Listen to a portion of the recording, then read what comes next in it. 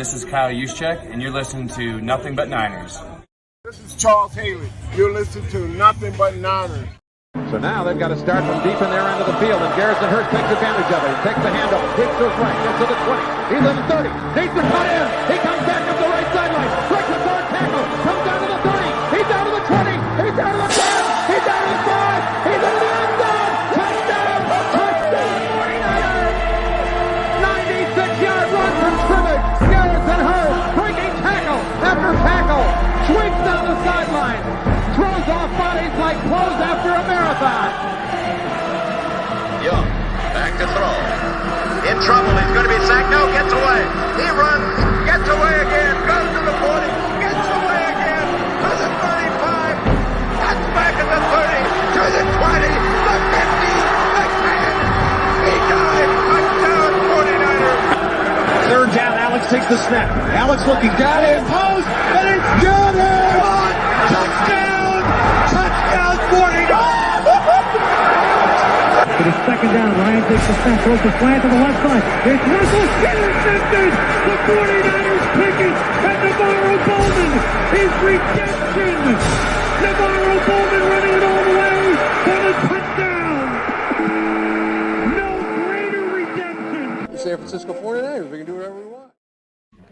Click, click, boom. What's going on, faithfuls? It's your boy Mike and Matt, and we are here to bring you guys another fun-filled episode. Guys, it is Memorial Day, so let's start with a salute to servicemen out there, everyone who out there gave their lives. I saw this pretty cool tweet, and I wish I was creative enough to come up with stuff like this on my own, but it was like, the American flag doesn't wave because of the wind, but it's all the soldiers that gave their dying breath for us to have what we have today. I thought that was pretty dope. So shout out to the servicemen out and women out there supporting and giving us what we have in this country, man.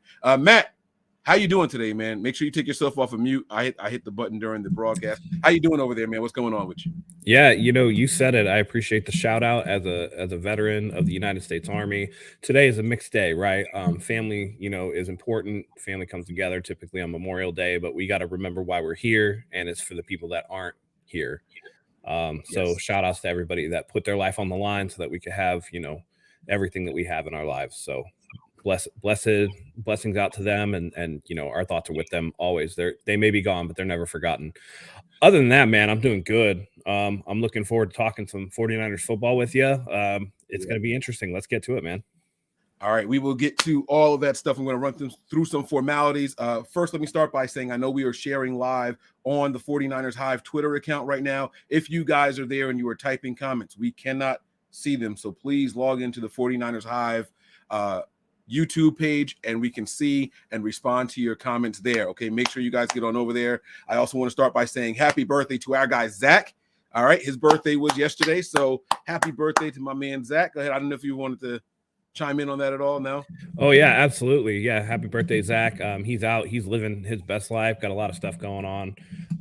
He looks like he's having a great time. Wish he was here, but understand you got to celebrate the year of your birth. I think it's the last year of his 20s, so I guess it's the last year he can be considered young.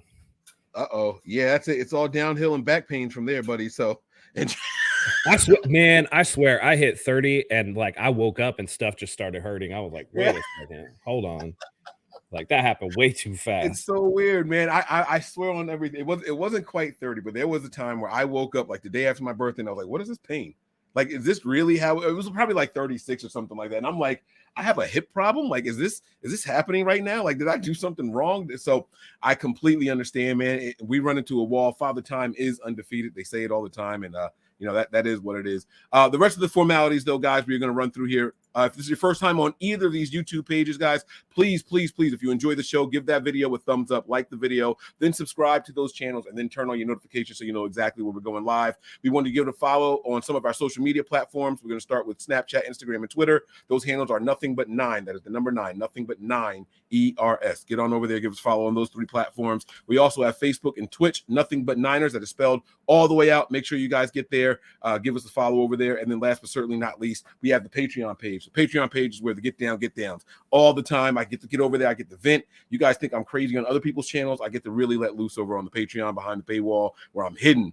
And only those of you who really care get to see and hear my inner thoughts. I'm going to get Matt over there because I know Matt holds back a lot on these shows. I can only imagine what Matt is like after a couple of brews and then just talking about whoever and whatever he wants to. Man, we got to do this, Matt. We got to do it, man. It's gotta happen. It's gonna happen one of these days. We'll make it happen because that's gonna be a hell of a time once that does go down. Yes, it will. Yes, it will. Absolutely. So the first thing we're going to start with today, just some news around the NFL, man. We got some interesting things happening here. I want to start with, it's a holiday weekend. Let's start lighthearted. Let's start with some fun. Let's start with, I tell you what, this is lighthearted. This actually made me laugh. I want to get your thoughts on this. So Antonio Brown is back in the news. Now, a week or so ago, Antonio Brown was being highlighted because he was ripping off people from his USFL team. And now he's offering money to someone to come and play for them.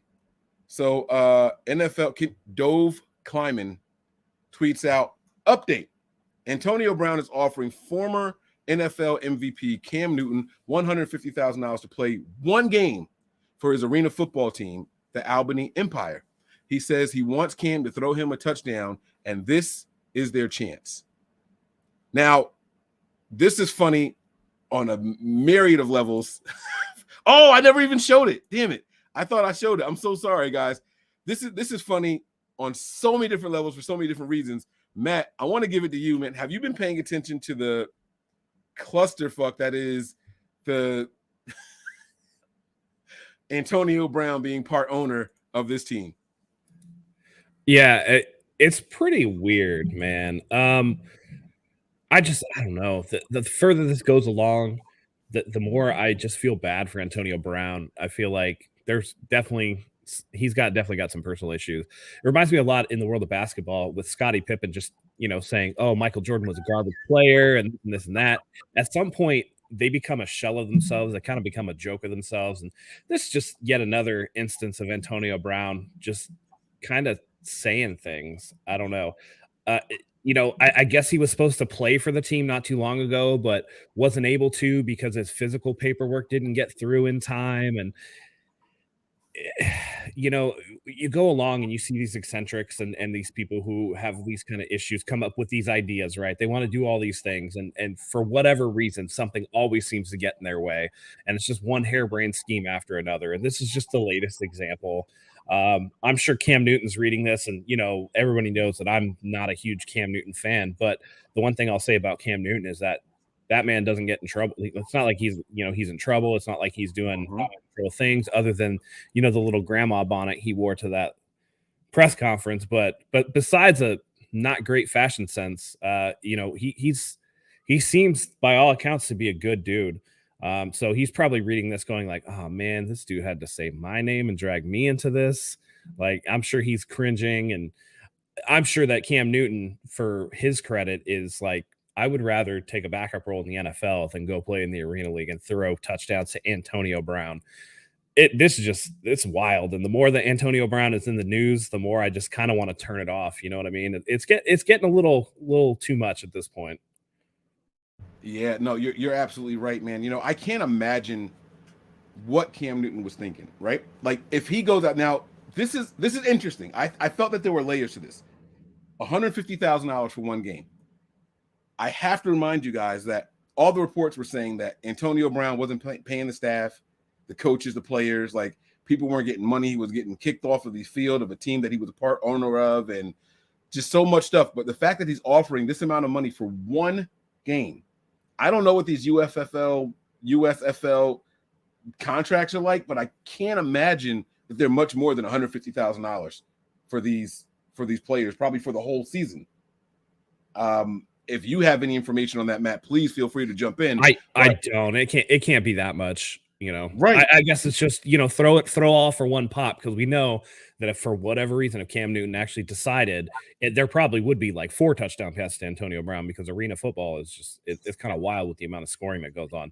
But yeah, like $150,000 for one game is wild, and probably far outstrips what these poor guys have, make to put their body on the line in what is almost even more of a car crash, considering, you have like the wall borders and it's a short field, and it gets pretty crazy, man.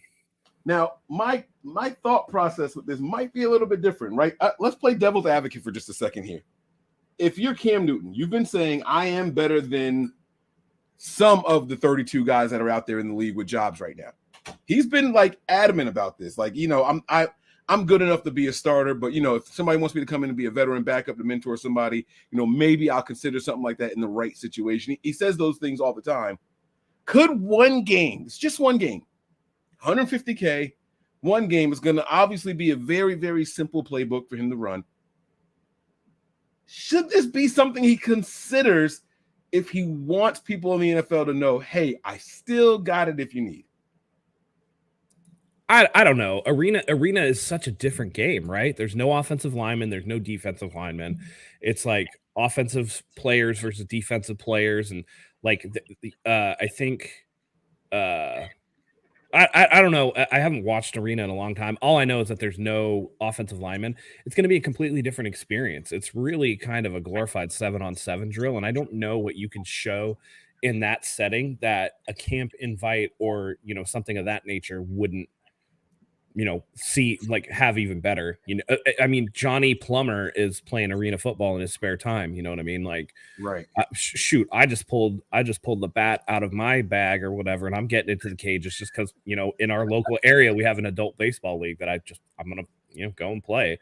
It's a lot of hangers on, a lot of almost made it. Yeah. Oh yeah, definitely. I've been wanting to do that for a while. So I'm finally doing it. But the point is, no one's going to mistake me for a major leaguer. I wouldn't even be mistaken for like, A-ball or club ball. You know what I mean? So it's one of those things where if you really want Cam Newton, if he really wants a job, he's going to have to suck it up, go to a team, somewhere like Baltimore or somewhere that, fits his style. And he's going to have to make it very clear. Look, I understand I'm coming in for a backup role, but I just want a shot to make a team. I still feel like I can contribute in the NFL level, and it may not be as a starter, but I feel like my experience and my, knowledge of the game can help contribute to the team, maybe on the X's and O's side, or maybe helping out with the starter, maybe a look he doesn't know or whatever. And that's going to be more indicative of how he's going to get into the NFL rather than, he threw 8 touchdowns in an arena league game, with JUCO athletes on the other side, pretty much. You know what I mean? No disrespect to the guy. I mean, they're all more athletic than me. That's definitely no disrespect. But there's a far cry between arena and then the NFL. That's for sure. Yeah, absolutely. 100%. And I don't think any of us are silly enough to mistake that kind of, that kind of story. No, but I was just saying, maybe it might be worth it because I don't know the last time I saw my last impression of Cam Newton was, if I'm not mistaken, with the Patriots, and it did not look good. It didn't look good. So the last time I saw him after the Patriots, he went back to Carolina, and then he had that one game where he ran in the touchdown and he yelled out, I'm back. Oh, that was after the Patriots? Yeah. That was after the Patriots. And then he played like dog shit, unfortunately. But Gotcha. Okay. All right. So that makes I do remember that all in the camera, like really up close. And now if you type in I'm back on any GIF, and I say GIF, I don't say that's what GIF. it is. Yeah. I will say this, man. I will say this. That man has some of like the nicest teeth I've ever seen. That dude. Veneers. That dude. Veneers, hey, right? You know what though? He's got his chiclets lined up. That's for sure. Hey, listen, man, I might be in the market for some of those, man. I was listening to a podcast, and my man, he was saying how he has them. He said, I had really bad sensitive teeth until I went. Apparently, it's like caps that they put on top of your teeth. They file your teeth down, and they put this stuff. He's like, I bite into anything cold, and I'm like, wait, what? Like, that's living. Yeah. I don't know the last time I bit a piece of ice cream or ice cream bar. I'm doing that stuff with my lips. You know what I'm saying? Like, and then my lips get cold and start touching the nerves in my gums, and it's all back to where I started from. You're using your lips to like warm it up before it even gets to your teeth. That way you kind of take some of the pressure off. Yeah. Or like you're drinking a cold drink and you're just going straight to the back of your throat rather than letting it. Absolutely. No, I mean, I'm in the process too. I'm doing dental implants though, which are completely like they have the screw ins and like, but they're expensive. So now, what is that? Does that go over your teeth, or they pull your teeth and then put them in? Like, how does that work? They take the tooth out and then they drill in like a metal like socket, and then they attach a porcelain tooth to the top of it, and then it's like nothing. But yeah. Okay. All right. I'm gonna have to get into this stuff, man. That's like a $30,000 process though, just for what I'm doing. Well, the veneers aren't. I don't know how much they cost, but they're not cheap. Veneers are way less expensive. Way less. So why are you doing it this way instead of getting the veneer? Just damage to my teeth from like I grind, and then on top of that, I've had like root canals and stuff like that. I would need like braces, and I'm just like, listen, time is money. I don't want to invest the time wearing like braces to get, whatever the gap in my front teeth like pulled together, whatever. I'm just like, let's pull them bitches out and just put in some implants. Gotcha. Okay. All right. I hear you, man. All right, we're gonna keep it moving though, man. The next one that I want to get to here, this is gonna be an interesting one as well. This is gonna be a report that we saw. The Arizona Cardinals have released DeAndre Hopkins. Now I'm gonna add this to the stream. Let me change the background here. Boom. This is interesting to me for a couple of different reasons as well. The Arizona Cardinals are they just in tank mode? Like, is that what we're going through now? 100%. And Kyler Murray better watch his ass, because who else would they be tanking for other than Caleb Williams at this point? I mean, your biggest advocate, the guy that said, "Oh, I would draft you first overall," is gone. He's out of a job. Yeah. The general manager that signed off on that and went through not one but two top 10 quarterbacks, Josh Rosen and then Kyler Murray, is gone. Steve Keim, gone.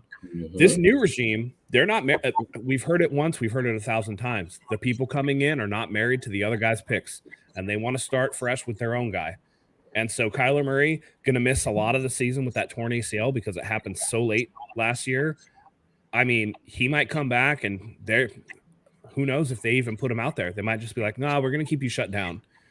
I mean, it's the Rams and the Cardinals are racing to the bottom, it looks like.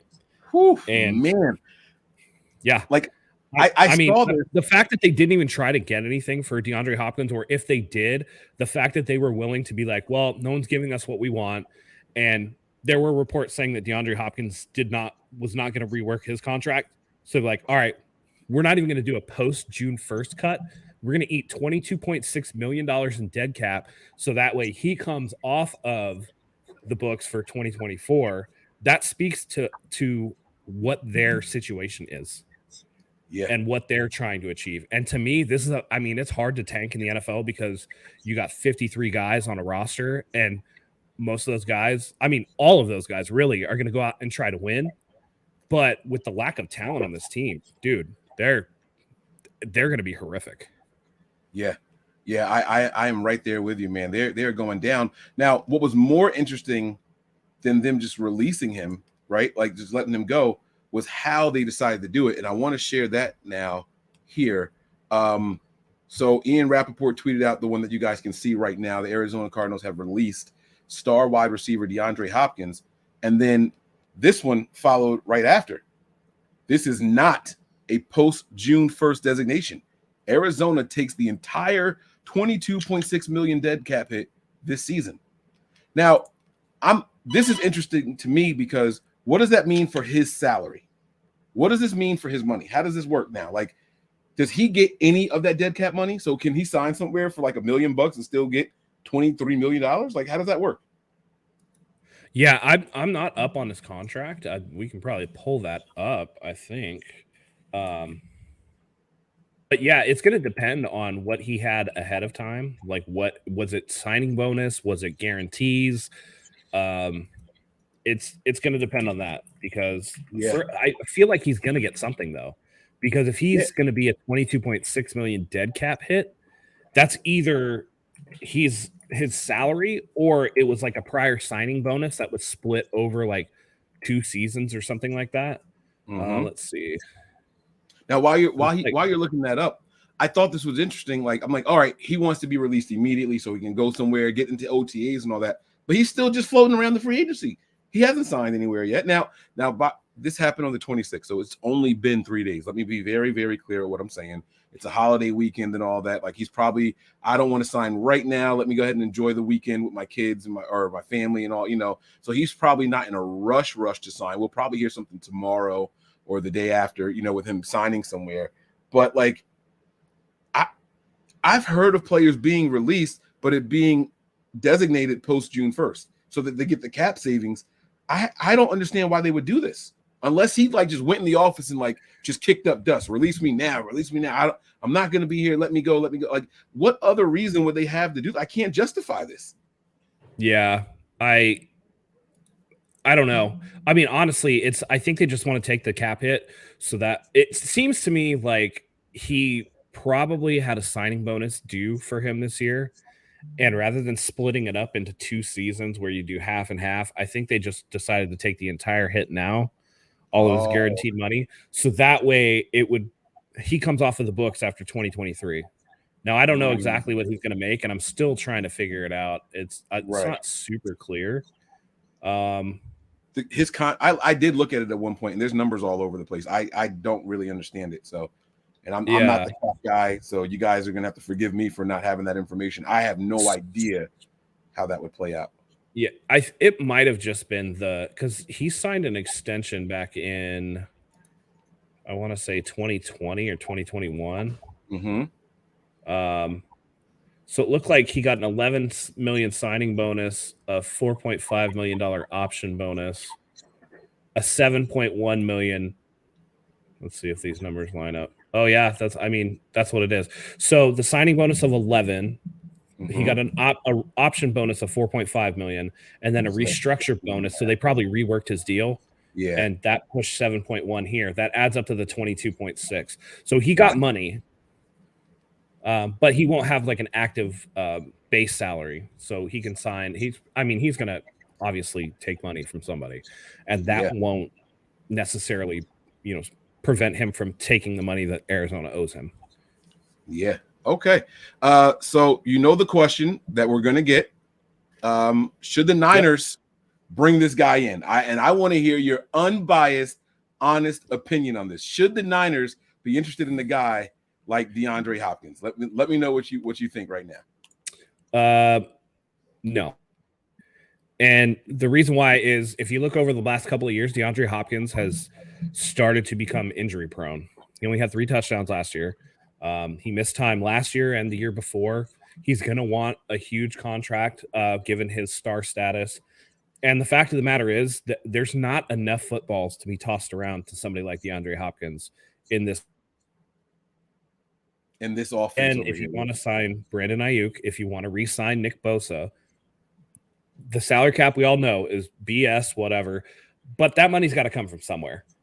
Yeah. And so if you're going out and trying to sign a guy like DeAndre Hopkins, where are you pulling that money from? And I think at this point, it would be, all things being equal, if he was, healthy and we knew he was going to be healthy and he was willing to take less because he was already getting guaranteed money, then sure, maybe take a run at it. But given cost, what the 49ers have to use their money on to re-sign, and the fact that there are already so many good skill position players on this team. I mean, we're talking about this past season, Christian McCaffrey gets here and essentially renders Deebo Samuel, irrelevant in the offense. He made Deebo a wide receiver too. What are we going to do? Everybody loves Brandon Ayuk, but if DeAndre Hopkins comes, then what does that do to Brandon Ayuk? Or does DeAndre Hopkins disappoint because Brandon Ayuk is, at this point, maybe a little more dynamic in terms of being able to stay healthy and being on the field and knowing the offense? It's push-pull from somewhere. And I think the amount of money that he would want for what you're actually going to get out of him, given all of the skill positions and who you have to re-sign, I would say no. Okay. So now, I know that you said he missed some time. I know he was suspended the first couple of weeks. Did he miss time after he came back? Was there an injury? He got like knick-knack injuries. I think he missed after Kyler was out, I believe he missed the rest of the season. Okay. Let me look up. So he missed the first 6 games because of the suspension. Right. Let's see. I'm trying to see. J-Tan has a good question. He's already getting the $22 million for this upcoming season. I don't know if he's getting all 22 or if that was like Matt broke down the bonuses. That was all bonus money. So he'll get. So he might have already been paid out most of that prior to this year, but it only counts against the cap this year because of how they did it. So usually it's like, oh, we added phantom years to the back of your contract. We converted your base salary to a signing bonus. They get the signing bonus immediately. So I don't think he's going to get anything for this season. Okay. All right. I got you, man. All right. So let's keep it moving, man. So we're going to pass on DeAndre Hopkins. I don't think it's because of the talent. I think it's because of the age and just what's already here. I don't think that the Niners need a guy Sorry, so he played 10 games in 2021. He played 9 games last year. The suspension was 6, which would mean that there was 11 after that. So he missed a couple more due to injury. Right. Okay. All right. So let's move on to the next topic here. We're going to pass on him. Hard pass. We're not interested in him. We're going to keep it moving. Right. DeAndre, good luck. Before we do, where do you think he ends up? Man, probably Baltimore. I was gonna say the Ravens or the Bills. I was gonna say the Ravens or probably the Bills. Baltimore. Yep. Yeah, maybe outside shot at Dallas. Okay, that would be where I suspect. Yeah. Wow, that would be very interesting. Yeah. All right, and now we're gonna start getting to some Niners kind of related news, and then we'll wrap it up with a couple of Niners topics for you guys. This is gonna be as close to Niners, non-Niners news as you're gonna get here. Let's just go ahead and break it down here, man. Dove is tweeting out once again here, guys, so you guys can see this here. Report: Jimmy Garoppolo failed his. And let me tell you. Let me just start by saying. Actually, no, I'll read the whole thing.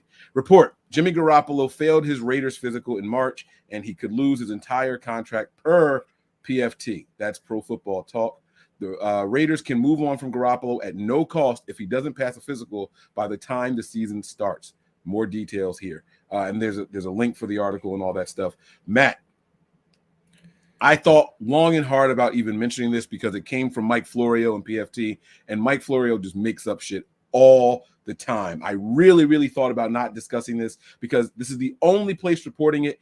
Other places that are reporting it are saying per PFT. Ian Rappaport did tweet out the stipulations and the addendums in Jimmy's contract concerning the injury and all. So it was just it was like a contract update. No one else has confirmed that he actually failed the physical except for PFT. Is this something that you believe, number one? And number two, what does this mean for the Raiders? Not for nothing. Yeah, I love seeing the Raiders just crumble. I really for do. sure. I think this is something a little too specific for Florio to kind of just make up. And the fact of the matter is that Mike Florio is actually an attorney by trade prior to getting into the news and things like that. He would probably have some ins and outs of contract language that, would be something in his wheelhouse. And I think that he knows this is a little too specific. If this is something made up, this is something that Jimmy Garoppolo's team could potentially, even file a lawsuit for in terms of defamation or something like that. Because if he's out here saying he failed the physical and he didn't, that can be injurious to Jimmy Garoppolo's career. So I think that for all the things that Mike Florio, there's a lot of speculation. This is a little bit more, it's phrased in a way where it's a little bit more hard fact, not sources are telling me that this guy could potentially sign with this team. There's a little bit more concrete language in it than that. And so that leads me to believe that it's probably something that's lining up to be more likely true than not. Okay. All right. See, I think Florio just saw the contract rework or the details of the contract. I don't know. Well, there's other things too, though, right? There's other things too, right? The day that Jimmy Garoppolo is supposed to be introduced to the press, they pull it at the last second, and that's delayed. I mean, that kind of, there's these little things that go forward that, you look at it and you go, And then the fact of the matter is, Rappaport again talks about addendum G, which is the addendum that they're talking about. And it's all based around, Jimmy Garoppolo having to sign waivers that if, his foot is injured and he re-injures it, he can't sue the team, or that the team can walk away, or that, Jimmy understands that this and this and this, and it's phrased in a way where it makes me feel like that foot is definitely still an issue. And the fact of the matter is he had to have surgery on it in the off season, which means that whatever was going on, which by the way, for all those 49er fans who thought that Jimmy Garoppolo was sandbagging and could have played in the NFC Championship game, one, he wasn't cleared. That was made clear by everybody. But two, this shows that he absolutely was not ready to go. And that foot is a problem. And as somebody in, the medical field, feet in general are a problem. Poor circulation, bones, sometimes don't heal the best. And that's something that can be a problem. So there's been many athletic careers that have been derailed by foot injuries, from Greg Oden to Grant Hill to, many other people. So looking at, Yep. Patrick Willis his foot was injured the entire time. He injured it in college, and it was something that bothered him his entire career. So there are a myriad of ways that feet injuries can kind of sideline you and really affect you going forward. And the fact that they had to put this whole addendum in, and addendum, by the way, just the root of the word means that they added this after the fact, after the initial contract. This was a revision to the contract. So I think that this is true. And for the Raiders, I mean, this is one of the most Raiders thing of all time, right? Like they just seem to, pardon the phrase, but they seem to just step on their own dick. It's just all day long. They're just egg on their face, doing things the wrong way. It's I don't know. It's a funny story. I kind of feel bad for Jimmy, but am I surprised that he's, made of glass? Not really. We've watched him here for the last few years. We know what's up. Yeah, I'm with you there, man. It kind of sucks. This is going to sound bad. I was looking forward. This is going to sound bad. I was looking forward to seeing Jimmy go somewhere with someone who's familiar with him, right? He has a McDaniels, right? He has the McDaniel connection there, and they played together in New England. Yeah. He knows him very well. And I wanted to see, was Kyle holding Jimmy back, or was Kyle actually making Jimmy propping Jimmy up? Yeah. And I was looking forward to that. And by the way, he's still technically a Raider. He has not been released or anything like that. Right. The Raiders have 2 rookies, and they have Brian Hoyer out there running the OTAs right now. So they are banking on Jimmy Garoppolo being there. It's going to take a lot for him to not be their quarterback when the season starts. This is something I'm looking forward to. But as soon as these tweets came out, of course, 49ers Twitter blew up. The Facebook groups all blew up and everything, the Reddits and all. Jimmy Garoppolo is coming back to the 49ers. Oh, he God. is the 49ers herpes. We can't get rid of him. We can't get rid of him. And so let's just put this to bed, Matt. Do you think Jimmy Garoppolo is coming back to the 49ers? No, man, that's some mental midgetry at work. Like, let's be real. Like, he can't wait. So what you're telling me is he signed a contract with the Raiders. He can't pass a physical as a free agent. He can't pass a physical with the Raiders. So now he's just going to end up back in San Francisco with the 49ers, who already have arguably, I mean, they have 3 QBs that could potentially – Sam Darnold's not great, let's be real, but he does have starting experience in the NFL. They have potential 3 guys that have started in the NFL that, 2 of which could potentially be good starters given more time to develop what we see or whatever.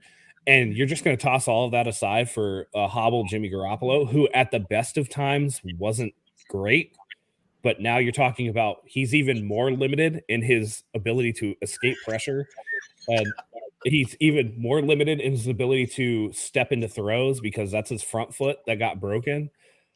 I mean, come on, guys. This is just... Bro, I just like, how many times you guys going to run headlong into a brick wall before you just stop and go, ow, man? Come on, like, right? There's no chance in hell that I have more likelihood of starting for the 49ers again than Jimmy Garoppolo does. Let's just get that out of the way. Very good. Very good. And that right there deserves, I don't have the Matt Rant graphic here, but I am going to give you a round of applause for that because that was well said, man. I agree with you.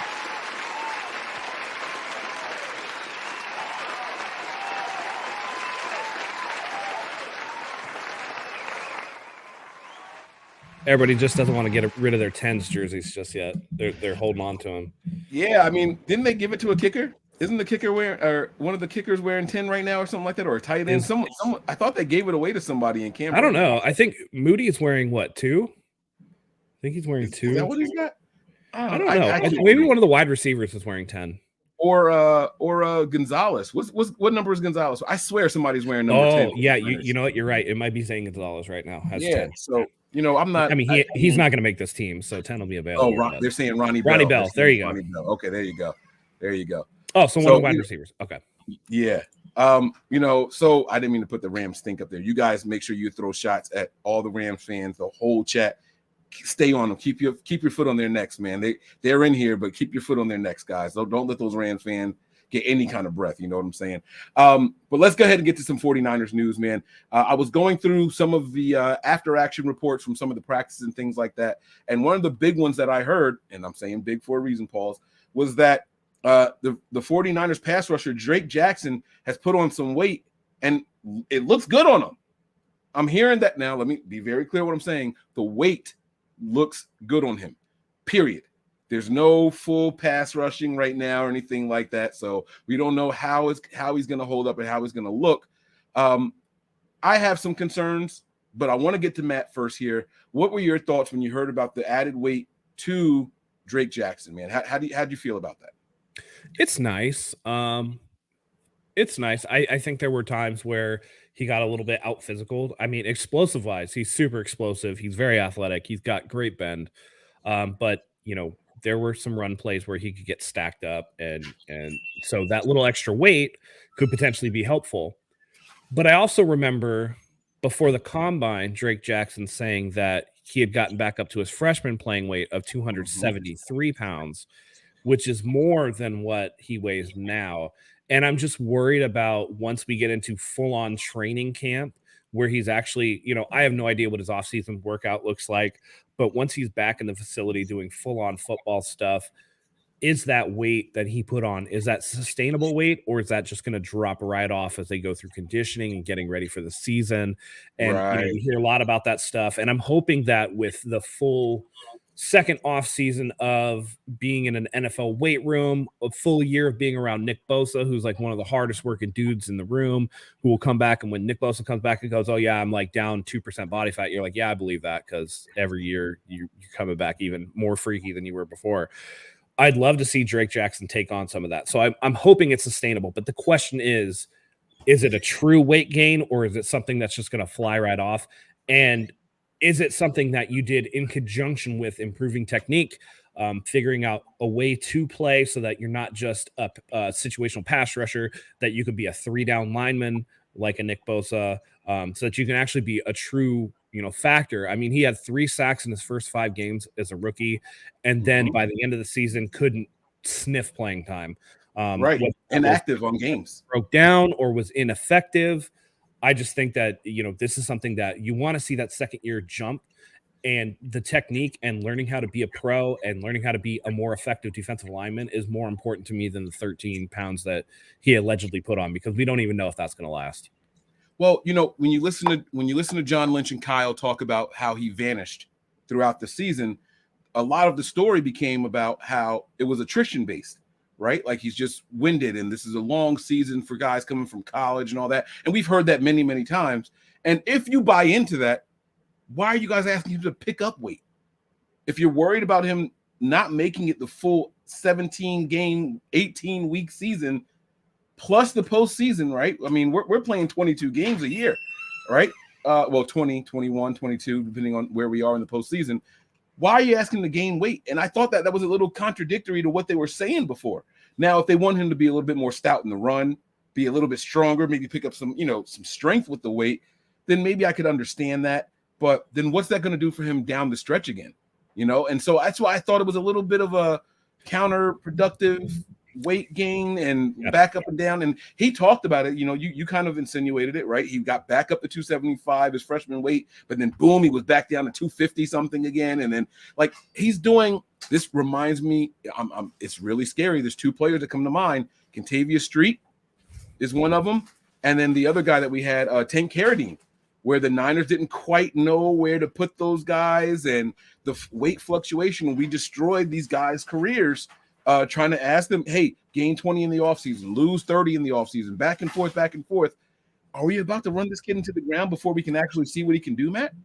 Yeah, well, my only pushback on that is the fact that, last year he was 21. He's coming into his 22 season. He's going to fill out. I mean, he's naturally just going to get a little bit bigger. And, now he's in a professional weight room. He's eating professional ham sandwiches. You know what I'm saying? So they're going to be able to put some weight on. And with his natural genetic potential at his age, with them pushing him through, the strength and conditioning, if there's a reason why they call it strength and conditioning, for him, I think it's possible that he can add weight and either maintain or even improve his conditioning. And I think that they were alarmed that he was, in the 250s last year because he's 6'4", 6'5".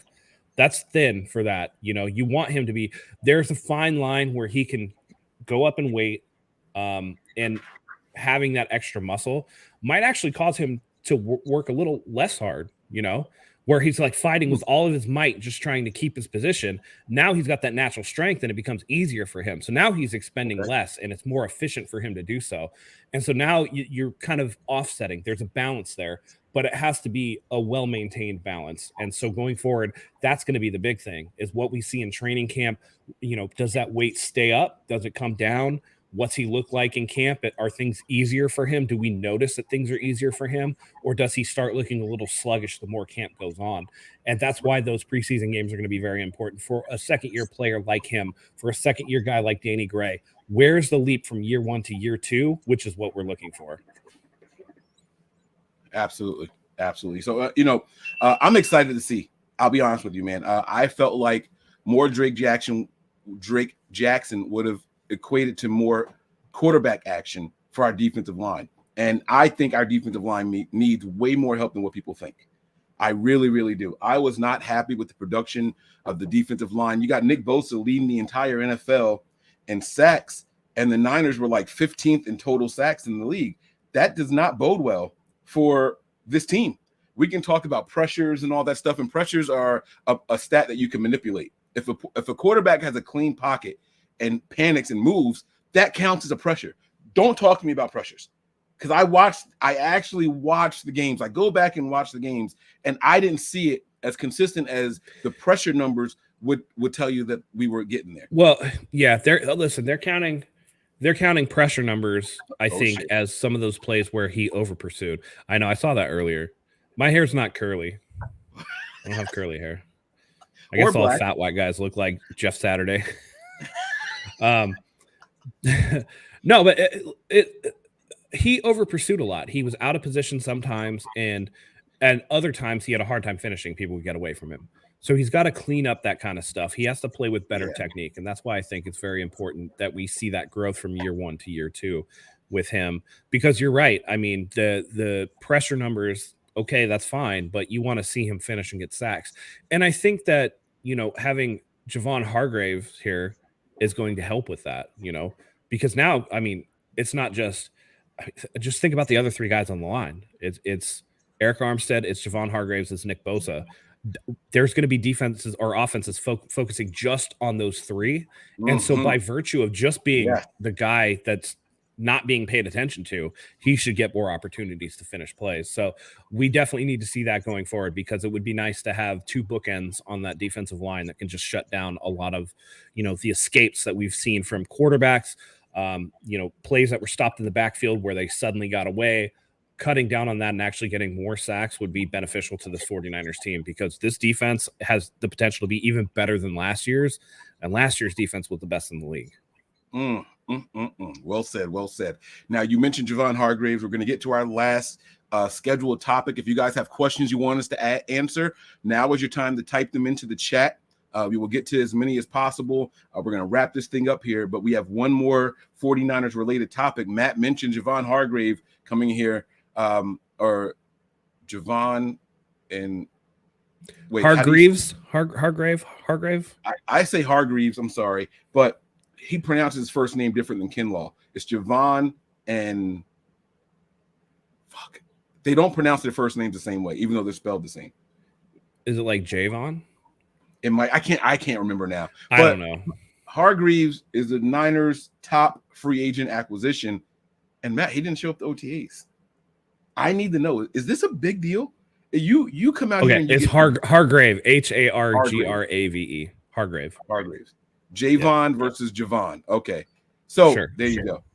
My question is it a big deal that he didn't show up to OTAs? We make you the biggest contract offer you've had in your entire career, and you're like, yeah, I'm not going to go though right now. Is this a big deal, Matt? Because people are going to talk about this, man. Of course they are. No, I don't think it's a big deal at all. The man's missed one game his entire career. I mean, he's 30 years old. He's a vet. Nick Bosa doesn't show up to OTAs either. Nick Bosa's down in Florida training with his brother like he does every year. I'm sure that the team knows what Hargrave is up to. I don't think that he's ghosted them like Jimmy Garoppolo did after he got his contract, staying up in Illinois. Fact of the matter is, I think that with the veteran status that Hargrave has, with the fact that he's 30, with the fact that he's not missing games, the fact of the matter is that they don't really need him there at this point. Like, what really are you going to do? The OTAs are really about getting this first group of OTAs, getting the second year guys, the rookie guys, getting them up to speed on the contract or on the playbook, I should say, and really getting them out there trying to get some experience at the pro level. It's not for the Fred Warners, and some of those guys will show up for sure. You know, I mean, George Kittle, you can't keep him off a football field. That dude wants to show up to everything. Yes. Not everybody's built like that, and that's okay. He's a professional. When the time comes, when the mandatory OTAs are here, he's going to be. This one was more of like a voluntary, like rookie OTA mini camp kind of thing. Yeah, I don't think it's a big deal. I personally would have liked to see him out there. Big deal, no, but I would have liked to see him come out there and say, "Hey, I'm here. I'm bought in. I'm sold, and like, you know, this is going to be a great move for me and all that stuff." I mean, has he even done a presser as a 49er? Like, I haven't seen him at all since the sign, like even after the signing. Has he made an appearance at a microphone as a member of the 49ers yet? Yeah, I don't know. I honestly, I don't know. That's a little, you know. See, again, like you're saying Fred Warner, you know, Nick Bosa doesn't come right to the mandatory stuff, and I get that he trains on his own in Florida, right? I understand all that, but they've got experience in the system already. They know the system, and I'm not saying he's going to come in here. Again, we were talking about how Drake Jackson, you know, we're not going to see what he can do. It's just what he looks like, because they're not really letting the pass rushers go. They're not letting these guys in the trenches really get after it, right? It's about the sets and all that stuff and working together and timing. But I want to see a little bit more other than the one press conference that, you know, we signed you. You come in and say, "Hey, thanks for the money. Can't wait to go out here and win some games." But it looks like he did do a sit-down interview with Lindsey Polaris, the 49ers team reporter, and did like a whole free agency like kind of thing about that. But that looks like it's it. Right. And that's what I'm saying. Yeah, a lot of these vets though, they want to have their time, and I get it. I don't know. Would I've liked to see him? Sure, but he probably already has his playbook, and at the end of the day, defensive tackle is not a position where it should be that complicated, particularly with the way the 49ers play defensive line. It's like, go get the quarterback, like, you know, shoot your gap, go get the quarterback, like pin your ears back and go is pretty much, you know. Yeah. And so, I mean, he's been one of the best in the league. So what can we really say about him learning something new in OTAs? It's not like offense. If it was like a free agent wide receiver or something, definitely get that guy in here, because Kyle Shanahan's offensive playbook is complicated. You got to know all these things. But I think defensive tackle, I think that's a different kind of situation where he kind of knows what he's doing in that regard. Yeah. Yeah. I want to see him getting in there. I want to hear Kosaric yelling at him, "Go, GTFO." Like, that's the kind of stuff I want to see. And I want to see him inspire the surrounding members. That's what I want to see. And I'm just being impatient. Like you said, the mandatory stuff is going to come. He's going to be here. There's no question about it. Of course. I think we're all in that same boat, right? Everybody wants to see the shiny new toy. We all want to be like, all right, what's this really about? Because we know what he was like with Philadelphia, but what's he going to look like next to Eric Armstead? What's he going to look like next to Nick Bosa? Like, you know, chomping at the bit. You're just like, ooh, boy, I can't wait for that dude to get out there and start wrecking shop. But, you know, we got to remember, too, it's still May. Like, I mean, it's so early right now. A lot of these guys, it's just like, you know, and I don't know if the man has kids, but, you know, some of these vets, it's like, yo, my kids are in school, like right now. It's the off season. This is the time I get to spend with my kids. Like, if I don't have to be somewhere, I'm gonna spend time with my kids because I know what I'm doing. Like, I'm a X amount of year pro. Like, I know how to get my body ready and be prepped and ready to go when the time comes. So, you know, I'm gonna spend this time with my family, or, you know, I mean, he's moving from Philadelphia out to California. Man could be looking for a house, like trying to scout neighborhoods. He could be doing like all this other life stuff that we don't even know about. trying to get a routine established. Okay, I got to get a trainer out here. I got to establish who's going to make my meals. I got to establish like where do I go to train, this and this and that. So it could be any number of things. You know, we forget that he only signed like 2 months ago, so that's a lot of time to pick yourself up. A lot of stuff to do to pick yourself up and move yourself across the country in 2 months. That's a lot to ask, you know. So could be any number of things. I get the being impatient about it, and you know, I just think that football and life has to be balanced, just like any other thing. You know, all our jobs, we got to work-life balance, got to be healthy with that. Not everybody's a psycho like George Kittle. Yeah, no, Kittle just wants to get out there and run, man. But even Kittle though, he shows up at like concerts and stuff. Like he was just at a concert not too long ago. So yeah, he's still out there. So guys, this is your last chance to give us some questions in here. So we're settling on no big deal. You guys see the ticker going across the bottom there, big deal or no big deal. I think we're both going to agree here that it is not a big deal that Hargraves didn't show up. But I really would have liked to see him out there. Just, you know, to inspire some of the younger guys. You know, we got guys like Kalia Davis coming back now. Like now it's like, all right, you guys kind of stashed me away last year. I'm here. That's the kind of guy you want to learn from. You know, that's the guy that you want to go out there and say, let me watch his game and see what he's bringing to the table. Oh, that's my brother. Oh, I didn't know my brother was here. Someone walking across my front yard, like from my backyard. I was like, who the hell is that? Sorry. All right. But yeah, so it's like, you know, just little stuff like that. I was interested in knowing, you know, how Speaking of that, by the way, I still remember when we were on the show together and you're like, Matt, someone's in your backyard, bro.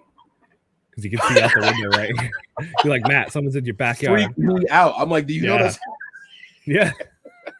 And see, like, good looking out, bro. Yeah, no, like, because different, like, you know, I'm in a house. I'm not attached to anybody. So someone being in my yard is very different than when I was living, the place we were living before, the house that we were renting, it was a split unit, left side, right side. Yeah. So seeing somebody going across the yard wasn't that big of a deal. But I saw somebody, I'm like, Matt, psst, hey. Yeah. Somebody over there. Yeah, we got people living in the house. The trash cans are back there. People walk back there all the time. Yeah. So all right. But that just brought that up. That was funny. I don't see any questions for us, man. I think they've had enough of us, man. I don't see any questions in here for us. I think they might have. So I guess we didn't give into the talk of the town, which I don't really want to jump into because it's May. I leave a lot of stuff alone for specific reasons. Now, if there's something that you want to get into, if there's any topics that you want to discuss before we wrap this up, please feel free. The floor is yours. Actually, I do see a question in the comments from West Coast. Yeah. I mean, this one's an easy one. He has to play. He has to start. They're not going to pick it up if he doesn't win the job. If Purdy comes back and Purdy starts and Trey Lance can't get on the field, then they're not going to pick up his fifth-year option. That's just how it goes. So West Coast 57257 is asking here, what does Lance have to do or accomplish to have his fifth-year option picked up? This is interesting. I think it's actually deeper than just showing something, right? Does he have to do more than what Brock Purdy did in his 8-game stretch to have his fifth-year option picked up? I think that's really a deeper question right there. I think that's a very important question. Does he have to do more than what Purdy showed us in that 8-game stretch in order to have his fifth-year option picked up? What do you think? Yeah, no, I think so too. And here's the other side of that coin. Purdy doesn't have a fifth-year option. So if they're going to pick up Trey Lance's fifth-year option, that necessitates that Brock Purdy probably isn't the starter and is not going to earn a big money contract. Because if Purdy is the starter, then you have to pay Purdy like he's the starter. Purdy makes like $750,000 a year right now. I mean, he makes next to nothing as like the last pick or whatever. And he's only on the hook for his 4-year rookie deal, and they can't do anything about it. He comes in a year after Trey Lance, but actually I think it's 3-year deal for 7th rounders. I'm not sure what his contract is, but I know that the 5th-year option would be up at the same time that Purdy would be doing an extension. So if Purdy gets a big money extension, they're not going to pick up his 5th-year option because I think the 5th-year option on Trey Lance's contract is something like $26 million or something like that. Yeah. I think the Niners could pick it up, though. I do. And I'm going to tell you why. I think Lance's 5th year, because if I'm not mistaken, the Niners can like take the rights for anybody that has a 3-year deal. Think about what they did with guys like Kendrick Bourne and things like that, right? They do, it's a certain designation, some kind of tag that they can put on these guys where they still get their rights, and it's like 1.5 million or something like that, right? So I think the Niners could do that, pick up the 5th-year option, even if they're not quite sure, and still have one of the cheaper and better quarterback rooms in the entire NFL. Does that make any sense? You get what I'm saying? Like when you do dollar for dollar for the whole quarterback room, if they pick up the 5th-year option, they get Purdy a 4th year, I still think that it's light years cheaper than the room with Patrick Mahomes or Lamar Jackson in it with 2 other quarterbacks. You get what I'm saying? Maybe. It depends, because again, if Purdy is starting, I mean, even busted level starters are making 20-something million. And the thing with the 5th-year option is if you pick it up, it's a fully guarantee. Jimmy's contract with the Raiders wasn't for $20 million a year. I didn't think it was. I thought it was like 18 million, something like that a year. Was he getting 20? I didn't think Jimmy Garoppolo was getting that. And they got him clearly as the starter. They were going out there and they wanted this guy to be the starter for this upcoming season. I didn't think Jimmy was getting that much a year. Maybe I'm wrong. The cap is growing at it was 11.25 base, but it had an 11.25 signing bonus, and they converted the entire thing into a signing bonus. So it's 22.5 is for Jimmy Garoppolo. Oh, okay. I see what you're saying. Okay, so all right, so then maybe that could be a little troublesome then if you so if you got 40 million tied up, and especially you got 20 plus in a guy that's your backup, I don't think that that's necessarily fiscally responsible for this team. Either with all way, the stuff that we got coming up, because again, you got Brandon Ayuk coming up. You're going to have decisions to make coming up on, other players that you want to see going forward. And I mean, I think there just needs to be, because it's not just, and we think of Nick Bosa and we think of Brandon Ayuk, but then it's like, all right, well, after those guys are signed, well, now guess who's back up? Okay, Fred Warner's back up. Okay, what do we do with him? Okay, George Kittle's back up. Do we re-sign him or do we let him walk? Like, we don't know, right? Trent Williams probably going to retire after this deal, but if he decides to come back and play and he's still super effective, then we got to pay him too. I think just tying up 20+ million in a backup quarterback doesn't really make a lot of sense, particularly if you know that, Purdy's starting, then why even have Lance? Just like let him go or try to trade him at that point. Right. Okay. All right. It's definitely going to be something that we keep our eyes on. Obviously, it'll be the talk of the town. The Niners cannot have a designated starting quarterback. It's just like a rule. It's just a rule. And I blame it all on this guy right here. I blame it all on this guy right here. Kyle Shanahan he's trying to make positionless football, and as much as we praise him for it at all the other positions, he's even doing it at the quarterback position. You can say that it's not a good look, but at the same time, I don't need these guys to be Patrick Mahomes on the field for my team to be, first in scoring. He doesn't need it. So he's kind of put himself in a good position. Sure. For better or worse.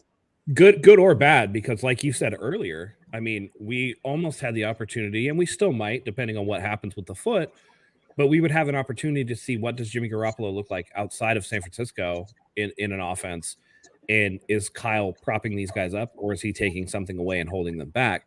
Because you might not need them to be Patrick Mahomes, but to beat Patrick Mahomes, you got to be better than Jimmy Garoppolo, as we saw. So if he's holding these guys back and they're not able to, if you're not getting the best in quarterbacks because you're worried about not being able to mold that type of talent to your offensive system, then it doesn't matter how good your offensive system is. You end up being the problem because you're too rigid to allow a superstar to shine in that role. And it's always better to base the system around the talent you have than try to fit a square peg into a round hole, because you're just so rigid in your ideology and the way that you do things that you can do no wrong. So I think that's why, and I still have faith that Kyle does things the right way. I'd like to see what Trey Lance can do when Kyle doesn't run quarterback power like 13 times in a game. But if he can, give Trey Lance the opportunity to give a glimpse of what he can do as a passer. Brock Purdy gets in the game, he throws the ball like 35 times. Like, let Lance throw it like 28. Like, come on, man. Like, just let the kids sling it around, not in the most horrific weather I've probably ever watched in a football game. At least a snow game, you can still grip the football. I mean, that that field at Soldier Field was just completely ridiculous. There was a point where you couldn't even see where the lines were. I mean, it was just raining so heavily that, I don't think that it was fair. And then, Trey Lance goes down in, I think, the second offensive drive against Seattle. And so it's like, well, now what? So I don't think we've seen enough. I'd like to see him get an opportunity. And all accounts are saying that after working with the quarterback coach, with Patrick Mahomes, that he's, tightened up his delivery. I know Grant Cohn was kind of like beaming over it. Like, look how bent his leg is and whatever. I went back and looked at it. And I looked at some throws from other games, and it looks the same at all. I didn't see a fucking difference at all. And Matt, I swear to God, I tried. I was like slow-mo. I don't know if you guys know this. You can watch any YouTube video, and it lets you break it down to like 0.25 the speed. And I'm sitting there, I'm zooming in, and I didn't see a difference at all from the one throw that was on Grant's page versus the what I was looking at in the game experience. I'm like, come on, bro, like this is the same shit. You guys are really, really reaching with this. But I mean, that's why Grant Cohn is Grant Cohn. He'll find molehills and make them into mountains for the offseason for the clicks. 27,000 views for the hustle. I respect a the hustle. 40-second clip. Yeah, I mean, you go out there and you go and get it however you got to get it. Ray has a question here for us. He says, "Hey, Mike, I'm going to say Mike and Matt. Do you think the Clippers have a bigger fan base than the Rams, the Los Angeles Rams, two Los Angeles teams?" And I actually have an answer for this, but what's your take on it here? I think the Rams have the bigger fan base because there's still going to be people in St. Louis that are loyal to the Rams, and they've won a championship, and the Clippers haven't won dick. And they're always little brother to the Lakers, and that's how it's always going to be in this town. Right. And you have unreliable superstar. And by the way, I used to love Kawhi Leonard when he was with the Spurs, but that dude is, I mean, cornflakes are less flaky than him. Yeah, he's not the same as he was. And Paul George is not the answer. If I'm talking total fan base, I mean, the NFL is king. There are more NFL fans than there are NBA fans. So just by that number alone. And then you look at they're in St. Louis. That team was ripped from them through no fault of their own. They're not going to, some of them are probably going to hang on. There's still people in San Diego that root for the Chargers, believe it or not. So I think that they're well established. And they have the longer, richer history of winning. And I think that goes a long way into shoring up your fan base over the long term. I'm gonna disagree with you for the first time this whole episode. I'm gonna go with the Clippers for one reason. When you watch a Clippers game, you see a lot of celebrities courtside. Now, I also know that teams give away tickets to certain people for their influence and all that stuff, right? But I don't see that a lot in the Rams games. You'll see it for the big games that matter, playoffs and things like that. You'll see them highlighting some celebrities in the crowd and all that, right? But you see a lot more of it for regular games for the Clippers. A basketball game, people don't mind leaving early, and it's not as big of a crowd. You have an arena of 12 to 20,000 people versus 70, 80, 90,000 people. Like so it depends on how you look at it. That's why NFL is king, because in one don't underestimate ticket costs though too. That because. I mean, NFL games are prohibitively expensive. I mean, we all know, looking at the games that we potentially want to go to at Levi's this year, that, I mean, it's just preposterously expensive to go to these games. And you're talking about Los Angeles, you're talking about SoFi, which was $1.5 billion to build. I mean, the Chargers aren't bringing in a ton of money. They set their own tickets, I guess, and I guess they're undercutting Kroenke, which I'm sure he's not happy about. But the fact of the matter is that, a Clippers game, you're playing 41 home games. I mean, you spread out that cost to get people into the building, and I think that makes it more accessible. And in a lot of ways, Sunday can be very difficult for, families and people to get out to. And the celebrity factor, but I mean, celebrities don't live real lives. So, if it's a Tuesday night and it's, whatever, then the celebrities can come out.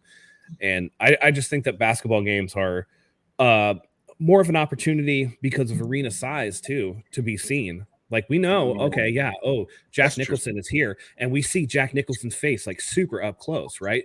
Every NFL game that where we see celebrities, it's a far off zoomed in shot of them sitting in a suite up in the nosebleeds or like up in the ring of private section or whatever. Basketball is different. You can be right there on the court. You can get dapped up by LeBron James or like, Nikola Jokic, like right there on the court, and you're right there. I think that also adds a little bit of visibility appeal to celebrities going to those games. That's true. Very, very true. If they're not up in a box, you know what I'm saying? The crowd, the camera guys might not get on them the same way. So, all right, you got a good point there. We got 2 more questions here. We'll get through. Don't Bother Me says here, why do we not blame Kyle more for his pass run ratio in the monsoon game? He's talking about week 1 against the Bears. We should have passed more in the first half than ran it in the stormy half.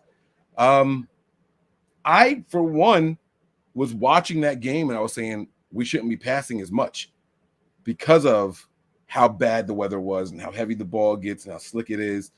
So I think it's about your personal preference. Matt, what was your take on this? Because it wasn't, I hate to say this, it wasn't a perfect storm by any means. Right. No. And it was raining to begin the game. It's not like it was sunny and then became rainy. The forecast was for rain. I'm sure Kyle put that into his game plan. We just had the bad luck of seeing a break in the rain during the times that we had that busted coverage for Justin Fields to get the ball off. And so they got a little bit of break. And then by the time Trey Lance got back out, it was raining even harder than before. I think it's hard to blame a coach for, one, trying to put together a game plan with the weather that you have, and then 2, trying to be a weatherman in the middle of the game. It's not like he can lick his finger and stick it in the air and go, okay, nope, rain's going to let up in 10 minutes. We should throw 5 more times while we're out here. You kind of just have to go in with the game plan that you have to go into. The rain forecast was 100% chance of rain. It was going to rain no matter what. It was supposed to be heavy rain. So I think he did his best to kind of game plan around that. And it's just unfortunate that we had that break in the action that allowed Justin Fields to get a couple passes off, because we were leading that game for a while. And it was such a weird, I think it was an anomaly, right? It was literally the weather was changing down in and down out, like drive in and drive out. Like you just said, the Bears would have it, and there was like a break in the rain. It's like, oh crap, we might have a chance here. We can answer back if they do something here. And then as soon as we come out on the field, it's like boom, heavy rain. Like I'm talking like, you remember the Forrest Gump movie where they were talking about all the different types of rains, right? Like the stinging rain was coming down every time. And then all of a sudden, it just stopped raining. Yeah. So it was a little weird. I can't hold that against Kyle or anybody for that matter in that game. It was just, they say the football is shaped the way it is, right? It's the bounce of the ball. And that's just how it happened to work out for us in that game. And so I don't hold that against Kyle too much. I can't. And the last one we have here, Matt, I want your opinion on this one also, but do you think Ambry Thomas bounces back with Wilkes here? And what are the chances Samuel Womack beats out Isaiah Oliver? These are 2 really good questions about a position group for this 49ers team that is going to be under the microscope this year. They're really going to be under the microscope. We should have a lot of very good weather games this year based off of the schedule. I like that we're on the East Coast early. You know what I'm saying? We're traveling back and forth a lot. Don't get me wrong, but I like some of these earlier games, right? I'm happy we're playing Pittsburgh in the first week as opposed to rather week than 12, December. week 13. Right. Exactly. Right. So, we're gonna see some of those things come out for us. But as far as players bouncing back and Wilkes, I'll be completely honest with you guys. I have no idea what to expect from these guys. I will say that I don't think Womack beats out Isaiah Oliver. If it does, someone didn't analyze things the right way. But, Matt, I want to get your thoughts on it. Can Ambry Thomas bounce back? He's a guy that we've seen be ahead of Lenore and then behind Lenore and back and forth. And then you see, the Womack thing where we felt like Womack was the guy, but they said he was a liability in the run game. You're not going to find a lot of guys like K'Wan Williams. You're not going to find K'Wan in his prime was really good in the slot and against the run. You're not going to find a lot of guys like that, but Isaiah Oliver is no slouch either. What are your thoughts on these 2 questions? People forget that we got K'Wan Williams on a cheap prove-it deal because he had that significant ankle injury when he was in Cleveland, and they got rid of him. So we were able to take him just much like we did with Jason Verrett, and we were able to put a salvage project. And where it didn't work out with Verrett, it absolutely did with K'Wan Williams. We got, a ton of good seasons out of him where he was, that guy in the slot that you can count on. So I'll address the second question first. I don't think it's a good chance that Womack beats out Isaiah Oliver, because if you felt like Womack had that type of potential, then why go out and sign an Isaiah Oliver who has a ton of potential and actually played really well in the slot? He's got an ACL on his record, and I think that that's part of the reason why he was made available from Atlanta. But when healthy, I don't think that there's any doubt that the caliber and cachet that Isaiah Oliver has is above what Samuel Womack has as I think he was a 5th or 6th round pick. So to me, the chance he beats out Isaiah Oliver is slim, because you wouldn't have signed Isaiah Oliver if you thought that he was going to develop as quickly as you wanted to. I actually think that Samuel Womack has a chance to be put on the practice squad at this point, just because that cornerback room is starting to get crowded. As for Ambry Thomas, I don't know if he'll bounce back, but he needs to. This is going to be his last opportunity to stay on this team. It's clear that he has fallen behind Diamador Lenore as on the depth chart. Lenore looks like he's being penciled in to be the starter. So I think that, you have Ward over there holding down the one side. Diamador Lenore looks like he's starting on the other side. Thomas is in line to be that primary backup, but he just has to put it together. And he's just been so inconsistent. I mean, I remember the week 18 game against the Rams where they came back and won in overtime, and he got the game-winning pick, and was able to, take out Matthew Stafford and send the 49ers to the playoffs. And, it was a beautiful thing. But then last season, he was just so up and down that there were games where we didn't see him at all.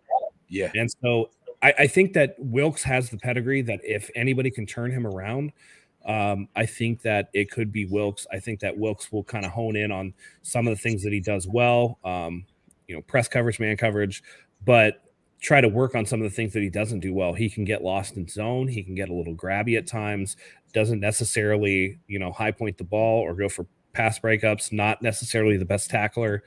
There's work to be done, but this is year 3 for him, and this is usually the boom or bust year for a lot of guys. So if he's going to pop, it's going to be this year. If he doesn't, then that's going to be where the 49ers start to look elsewhere. And, unfortunate for him if that happens. Yeah, I'm going to add on to that, right? The only way that he can have a future here and not shine this season is if he looks really good in practice and just doesn't get the opportunity, because guys like Isaiah Oliver are just playing so well. You know what I mean? Because guys like Lenore are playing so well, but the Niners think, hey, we got something in him. Let's continue this project here and see what we can get. Let him develop another year and then really call an open competition. I just don't think that it's an open competition right now. I think the guys have like Matt said, certain guys are just penciled in right now, and you're going to have to really, really wow some guys. You know what I'm saying? You're going to have to really, really wow the coaching staff. Which, by the way, we see every season. We see a guy in training camp that just knocks the brakes off of their expectations, and they get put out there. So that can happen. It's just at some point, I know it's easy to say we'll give him another year, but at some point, I think it's shit or get off the pot. You know what I mean? Like, when is enough development enough? Right. Yeah, I'm with you, man. Matt, that's going to do it for us, man. I don't have anything else for us to dig into. I want to thank you for jumping in here. I appreciate you making time on your holiday. And again, absolutely, man. Thank you for your service, man. I really, really do appreciate it. The floor is yours for final thoughts. Plug anything that you want to plug. Tell people where to find you, all that good stuff. You guys see the Twitter handle right there at the bottom of the screen. It's Mr. Matt BSN. So make sure you guys get on over there and follow him on Twitter. But go ahead, Matt. Let people know, whatever it is that you want to say. Right, the floor is yours. Yeah, I mean, first of all, I want to start by saying thank you for having me. I really appreciate it. I love when we get to do this. You've come on our show over at 49ers Hive a few times. That's where you can find us, 49ers Hive, on YouTube. I'm gonna use my one free plug, and that's the only time I'm ever gonna plug my show when I come on here, because Mike does us the favor of coming on our show and getting eyeballs for us, and I appreciate that. So come on over and join us there. Me and Zach are putting out content. Mr. Matt BSN, like I said, right there on the screen. You can follow me over on Twitter. Right now, it's going to be a lot of baseball stuff. I'm not going to lie to you. I'm in the midst of baseball season, so it's going to be a lot of baseball Matt does not play. How many games did you make it to last season? Did you ever keep a tally? 41. Woo! 41 last year. I'm at 13 so far this year. So God, man, I can't. yeah, do we're it. gonna keep it going. Now, But I mean, are the games noticeably shorter now in baseball? I'm hearing that like they found a way to make it much more like enjoyable. a half hour shorter each, for sure. Because of the pitch clock, everybody's going like real quick. They have 20 seconds with what is it? It's 20 seconds with men on base, 15 seconds with no men on base, and then 30 seconds in between batters that they have to throw a pitch.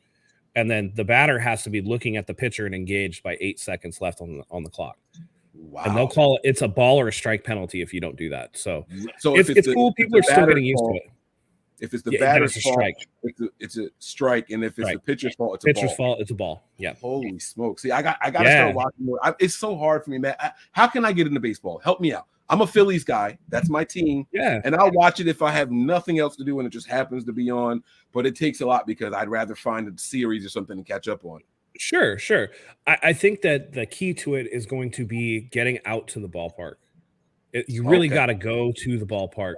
You got to go out, and I would say go on a nice sunny day, maybe a midweek game at like a 1 o'clock start time. It's the middle of the day. It's summer. You get to go out there, have yourself a brew, grab yourself a hot dog or a cheesesteak, go sit in the stands, let the sun hit you. Go with a friend that you really enjoy talking, chopping it up with and talking, because baseball is definitely a social sport where there's time in between pitches, in between batters, in between innings, where you can chat with your friend and you guys can be having a good old time. And, it's just like kicking it at your house. But lo and behold, there's a beautiful ballpark and a baseball game going on. And I think that that's really where you can build fandom from there. And then as you start going through it, you'll be like, oh, you'll catch it on TV and you're like, oh shit, yeah, I know these players. This was super fun. And it's just positive association. Because baseball it's 162 games. It's a long season. And I know it can be kind of a lot on TV, but go out to the ballpark, man. Like if for nothing else, if that's the only time you ever watch baseball, I'd say it's definitely worth it. My middle brother used to work for the Trenton Thunder for a short amount of time, and that's the minor league team for, was it the Yankees, I believe? I think they sent I believe it was the Yankees that sent some of their guys over there. And I'm not going to lie to you, I had a blast at the games. It just felt, it's kind of the opposite for football, right? For football, I go to games and it's cool, but I think I'd rather watch football at home on the TV. With baseball, I'd much rather be in the stadium. So you might be on something, man. You might be on to something there. So maybe that's what I got to do. It's the crack of the bat. It's the crack of the bat. It's the smell of the grass. It's the sun beating down on you, and it's just such a social game. I'll tell you what, man. If I don't get to make it out this year, Citizens Bank is definitely on my list where I want to go because it's a nice looking ballpark. So I don't know, man. I'll come out. We'll have to go to a game. All right. If you make it out here, I'll make it there. I'll make it happen, man. So that I got my son. Well, I'll bring him out. We'll go out there and we'll do some bonding, man. I like that. I like that a lot. As far as my final thoughts, guys, I have nothing to share with you guys. Head on over to 49ers Hive. Make sure you guys like, subscribe, and review over there. Get active in the comments over there. They respond as well. And so that's really gonna be about it for us today, man. I want to thank you all for your patience. It's time, man. The football season is about to ramp back up. So you guys make sure you guys are locked in on all your favorite content creators channels and all. Make sure you guys are showing love and support. This is not, I watched this one, so I can't watch that one. That's a good thing about Facebook. That's a good thing about YouTube. You can always go back and see these shows later on. Make sure you guys do that. Show the love, spread the love, and more importantly, be kind to each other, guys. It's Memorial Day weekend. Go out there, have a brew, have a hot dog, hug somebody. And if you know a veteran out there, just tap them on the shoulder and say, thank you, glad you're here. So, Matt, thank you. Glad you're here, man. Thank you for your service. And, guys, that's going to do it for us tonight. We hope you guys enjoyed the show. We're going to get on out of here. Matt, do you know how we sign off over here? I don't, but right. I'll take it away. Don't worry about it, man. I got the whole thing. Don't you worry about it. Prepare for glory, anticipate pain, but always remain faithful. We'll see you guys soon. Peace.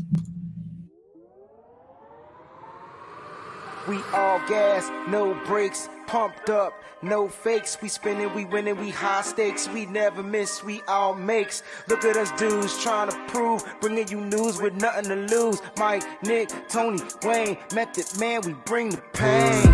Hey. See, I'ma confess it. We under the pressure. If you looking to find us, we them nothing but niners.